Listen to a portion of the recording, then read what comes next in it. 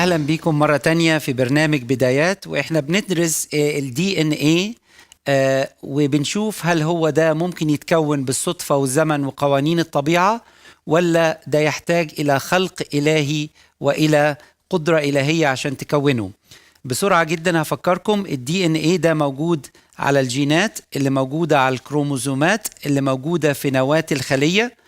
والدي ان ايه ده مش بيطلع من النواة لأنه حاجة مهمة جدا، فبيعمل نسخة منه اسمها RNA وتتباعد بحاجة اسمها ميسنجر RNA، يروح لها جزء تاني من الخلية اسمه الريبوزوم يدي التعليمات دي لتصنيع البروتينات. والعملية دي عملية دقيقة جدا جدا جدا ومعقدة جدا جدا جدا، ولازم تتم بصورة دقيقة بحيث لو حصلت أي غلطة في السكة بتاعة تكوين البروتين هيتكون بروتين مش هيقدر يشتغل ويسبب أمراض ويسبب مشاكل كتيرة. هل تفتكروا أن هذا التركيب المعقد العظيم اللي ربنا عطانا أن احنا نكتشفه من خلال أبحاث علمية تجريبية، هل تفتكروا أنه ده ممكن يتكون بالصدفة والزمن وقوانين الطبيعة؟ مستحيل.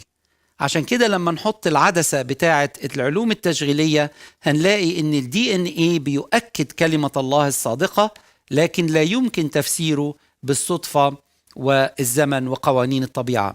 عايز نشوف مع بعض دلوقتي فيديو يورينا معلومات أكتر عن الدي ان ايه عشان نعرف قد ايه هو تركيب معقد ومهم جدا لاستمرار الحياة.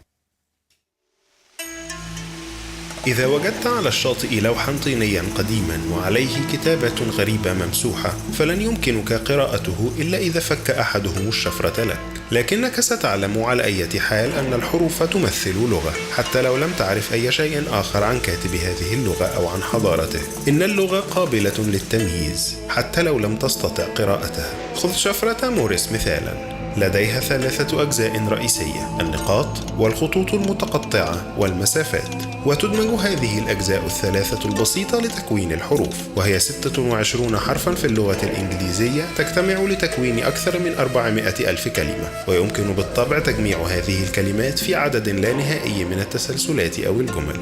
هناك أدلة على أن الحمض النووي يمثل لغة. 4 وحدات أساسية تسمى النوكليوتيدات تجتمع في شفرة ل20 حمضا أمينيا، ومن هذه الأحماض الأمينية القليلة يشكل الجسم أكثر من 100,000 بروتين. حتى لو لم تستطع قراءة الحمض النووي فإنه لديه كل سمات اللغة، لغة بدأ الأحيائيون لتوهم في فك شفرتها. كل خلية صغيرة في جسمنا تكتظ ب3 أقدام من الأحماض النووية و3 مليارات من النوكليوتيدات. التشابه بين الحمض النووي واللغة الإنسانية أمر مدهش. بالإضافة إلى وجود الشفرات في كل منهما، فإن كل منهما يستخدم تقنيات متشابهة لتخزين المعلومات والوصول إليها وإعادة ترتيبها ونسخها وترجمتها. إن الحمض النووي ممثل للغة، لغة الحياة، فكاتب غير مرئي هو خالق السماوات والأرض، قد ترك شاهدا على وجوده في الحمض النووي لكل كائن حي.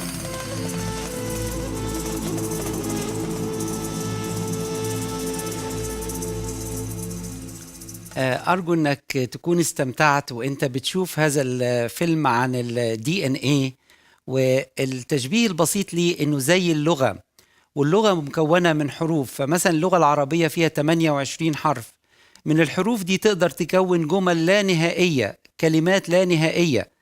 فتشابه الحروف مع بعضها في جملة لا يعني أبدا أن الجملة دي نشأت من جملة سابقة، لكن هي نشأت من فكر استخدم الحروف دي عشان يعمل منها كلمات، وعشان من الكلمات دي يعمل لغة. فدي لغة الدي ان ايه، أو بنسميها the language of God.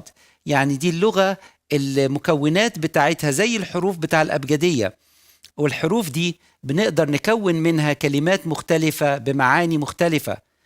وده يورينا إنه ده محتاج إلى مصدر ذكاء ومصدر معلومات. فتشابه الحروف في كلمة لا يعني إن الكلمة دي نشأت من الكلمة اللي قبلها، لكن تشابه الحروف يعني إن في مصدر واحد وهو اللغة اللي هو الدي ان ايه، اللي بيصنع أنواع مختلفة من البروتينات الأساسية لتكوين الحياة. فزي ما احنا شايفين إن لما بنطبق العلوم التشغيلية اللي كلنا بنتفق عليها، لما بنطبقها على إعلان خلق الله للعالم، وبنمثل ذلك في موضوع الدي ان ايه. نلاقي ان الدي ان ايه منطقيا لازم يكون له خالق، لكن مش ممكن نفسره بالصدفة والزمن وقوانين الطبيعة.